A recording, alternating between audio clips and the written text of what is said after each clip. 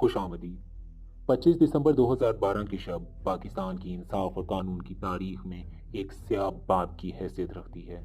اس دن کراچی میں ایک سندھ پولیس کے ڈی ایس پی کی بیٹی کی شادی تھی، لیکن یہ خوشیاں جلد ہی سوگ میں بدل گئیں اور انصاف کے حصول کے لیے ایک ایسی جنگ کا آغاز ہوا جو آج بھی جاری ہے۔ یہ کہانی ہے شاہزیب خان کی۔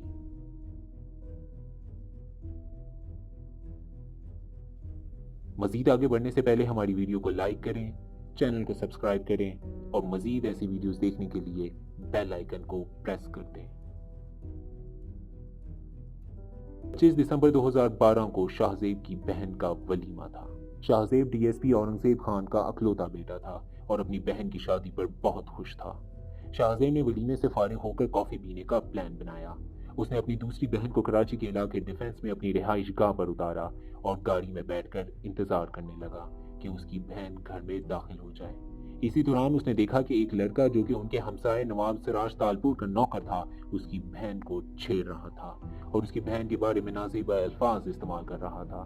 یہ دیکھ کر شاہزیب کو بہت غصہ آیا اور وہ اپنی گاڑی سے نکلا اور اس لڑکے سے جھگڑنے لگا۔ ان دونوں کا جھگڑا ہاتھا پائی تک پہنچ گیا۔ اس شور سے شاہزیب کے والد D S P Aurangzeb Khan بھی باہر آ گئے اور اس نوکر کا مالک نواب سراج تالپور، اس کا بھائی نواب سجاد تالپور، غلام مرتضیٰ لاشاری اور شاہ رخ جتوئی سب باہر آ گئے۔ یہ چاروں لڑکے سندھ کے بڑے بڑے زمینداروں کی بگڑی ہوئی اولاد تھے، جن کے نزدیک ساری دنیا ان کی غلام ہے۔ وہ جو چاہے جب چاہے کر سکتے تھے، ان کو کوئی نہیں روک سکتا تھا۔ قانون تو جیسے ان کے گھر کی لونڈی تھی۔ شاہ رخ جتوئی نے شاہزیب کو ڈرایا، دھمکایا اور اپنی گارڈ کی گن پکڑ کر شاہزیب پر تان لی۔ اس لڑائی کے دوران سراج تالپور نے کہا، کیا تمہیں معلوم نہیں کہ تم کس سے بات کر رہے ہو؟ اور اس نے غصے میں آ کر شاہزیب کو کہا کہ وہ اس کو نہیں چھوڑے گا اور وہ اس کو آج نہیں تو کل مار ہی ڈالے گا۔ یہ دیکھ کر ڈی ایس پی اورنگزیب بیچ میں آ گئے اور معاملہ رفع دفع کروا دیا اور ان چاروں لڑکوں سے معافی مانگ لی اور شاہزیب کو ڈانٹ کر اپنے ساتھ واپس گھر لے گئے۔ شاہ رخ جتوئی نے غصے میں آ کر اپنے گارڈ کی گن سے 3-4 ہوا میں فائر کیے۔ یہ سارا واقعہ پوری سوسائٹی نے دیکھا۔ شاہزیب کے جانے کے بعد یہ چاروں لڑکے بھی اپنے گھر واپس چلے گئے۔ D S P Aurangzeb Khan نے شاہزیب کو ڈانٹا کہ وہ کیوں ان لوگوں سے جھگڑ رہا تھا۔ D S P Aurangzeb Khan کو لگا کہ بات ختم ہو گئی ہے، لیکن ایسا نہیں ہوا تھا۔ شاہزیب بھی اپنا موڈ ٹھیک کرنے کے لیے کافی پینے باہر چلا گیا، جو کہ پہلے ہی سے اس کا پلان تھا۔ شاہزیب اپنی نیلی رنگ کی سوئفٹ کار میں بیٹھ کر چلا گیا۔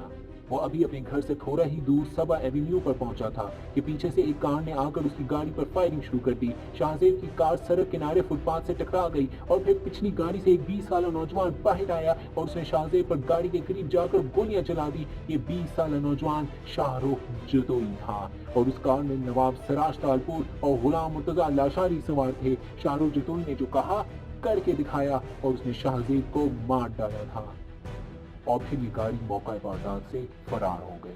شاہزیب کی موت کی خبر اس کے گھر والوں کو دی گئی۔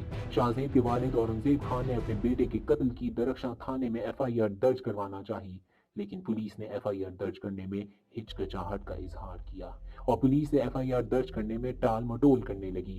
یہاں یہ بات قابل ذکر ہے کہ ایف آئی آر درج کروانے والا کوئی عام شخص نہیں تھا جسے پولیس تنگ کر رہی تھی، بلکہ یہ خود ایک پولیس کا ڈی ایس پی تھا جس کے ساتھ یہ سلوک ہو رہا تھا۔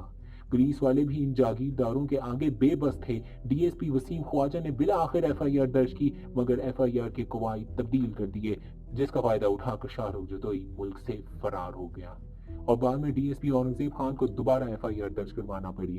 عدالت میں بعد میں انسپکٹر جنرل پولیس نے ڈی ایس پی وسیم خواجہ کو عہدے سے ہٹانے کی یقین دہانی کرائی، لیکن اس کو پھر بھی عہدے سے نہیں ہٹایا گیا۔ پولیس نے موقع واردات پر شواہد بھی ٹھیک طرح سے جمع نہیں کیے۔ پولیس نے جو گولیوں کے خول برآمد کیے وہ بھی بعد میں غائب ہو گئے۔ شاہزیب کی گاڑی کو بھی موقع واردات سے غائب کر دیا گیا اور باقی سارے ثبوت مٹا دیے گئے۔ بعد میں شاہزیب کے خاندان سے کہا کہ آپ ہمیں موقع واردات کی تصاویر فراہم کریں۔ D S P Aurangzeb Khan نے پولیس میں موجود اپنے سارے دوستوں سے مدد حاصل کرنا چاہی، مگر کوئی بھی ان کی مدد کے لیے آگے نہ آیا اور نہ ہی تحقیقات میں مدد کی۔ اس کی بڑی وجہ جتوئی، تالپور اور لاشاری خاندان تھے۔ ان سب حالات کے پیش نظر شاہزیب کے ایک دوست نے شاہزیب کے نام سے سوشل میڈیا سائٹ پر ایک پیج بنایا اور اس کے قتل کے خلاف آواز اٹھانے کی کوشش کی۔ चंद ही दिनों में ये पेज लोगों में बहुत मकबूल हो गया और देखते ही देखते 1,30,000 लोगों ने इस पेज को ज्वाइन कर लिया। अवाम में गम और गुस्सा बढ़ता गया। पुलिस के गैर पेशेवराना रवैये के खिलाफ लोगों और सिविल सोसाइटी ने एहतजाज किया। 30 दिसंबर 2012 को कराची प्रेस क्लब के सामने सैकड़ों लोगों ने एहतजाज किया, जिसमें MQM के रजा हारून, PMLN के निहाल हाशमी और PTI के डॉक्टर आरिफ अली समेत दीगर सियासतदानों ने भी शिरकत की। इन हालात के पेश नज़र उस वक्त के chief justice of Pakistan Iftikhar Mohammad Chaudhary ने इस केस का अज़ खुद नोटिस ले लिया और 5 जनवरी 2013 को इस नोटिस के बाद पुलिस ने 23 साल गुलाम मुर्तज़ा, 21 साल सज्जाद तालपुर और उसके नौकर को गिरफ्तार कर लिया और 7 जनवरी 2013 को पुलिस रिमांड पर जेल भेज दिया गया। लेकिन कत्ल का असल मुजरिम शाहरुख जदोई 27 दिसंबर 2012 को मुल्क से फरार हो गया था। दिन ब दिन सिविल सोसाइटी और लोगों का एहतजाज बढ़ता गया। पुलिस और हुकूमत पर बहुत दबाव था। इसी वजह से हुकूमत ने दुबई में मौजूद शाहरुख जदोई को पकड़ने के लिए इंटरपोल और अमाराती पुलिस से राब्ता किया। IG पुलिस ने 5 जनवरी 2013 को शाहरुख जदोई को गिरफ्तार करने के लिए रेड वारंट जारी कर दिए। 14 जनवरी 2013 को बिला आखिर शाहरुख जदोई को दुबई से गिरफ्तार कर लिया गया और 17 जनवरी 2013 को वापस मुल्क में लाया गया। सबसे पहले FIA ने उसके खिलाफ कार्रवाई का आगाज किया क्योंकि वो मुल्क से नाजायज जराए से भागा था। उसने नवाब जदोई के नाम से एक पासपोर्ट पर सफर किया। सुप्रीम कोर्ट ने पुलिस को उसके फरार में मदद करने वाले तमाम अफराद के खिलाफ कार्रवाई का हुक्म दिया। चीफ जस्टिस के अज़ खुद नोटिस के बाद अदालत की कार्रवाई जल्द ही शुरू हो गई। अदालत में शाहज़ेब की पोस्टमार्टम रिपोर्ट जमा कराई गई। पोस्टमार्टम करने वाले डॉक्टर शाहज़ेब के खानदान के वाकिफकार थे, जिसकी बिना पर उन्होंने सही रिपोर्ट बनाकर दी। हालांकि उन्होंने ये बाद में इंकशाफ किया कि उनको रिपोर्ट में तब्दीली के लिए कहा गया और इस काम के लिए उन पर बहुत दबाव डाला गया कि वो रिपोर्ट में लिख दें कि शाहज़ेब शराब के नशे में गाड़ी चला रहा था। अदालत में सबसे पहले जो चीज़ ज़ेरे बहस आई वो शाहरुख जदोई की उम्र थी। हालांकि शाहरुख जदोई उस वक्त यूनिवर्सिटी का तालिबे इल्म था, मगर शाहरुख के वकील ने बहस की कि शाहरुख की उम्र 17 साल है। इसकी वजह से शाहरुख को फांसी की सजा नहीं हो सकती और इसे जुवेनाइल लॉज के तहत सजा दी जाए। वैसे आजकल के ज़माने में किसी की उम्र का पता लगाना बहुत ही आसान काम है। शाहरुख जो कि एक पढ़ा लिखा लड़का था और अक्सर ही बैरून मुल्क जाया करता था, इसके बहुत ज़्यादा कानूनी दस्तावेजात थे जो कि शाहरुख की असल उम्र के बारे में बता सकते थे। लेकिन शाहरुख के जो कागजात अदालत में जमा कराए गए उनके मुताबिक उसकी उम्र 17 वर्ष थी।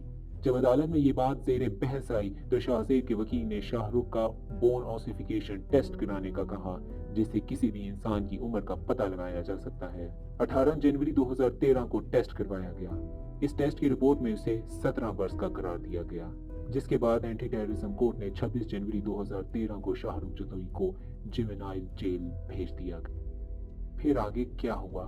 क्या शाहरुख जदोई 18 साल से कम उम्र साबित हुआ या नहीं? ये सब और बहुत कुछ जानने के लिए देखिए इस कहानी का अगला हिस्सा।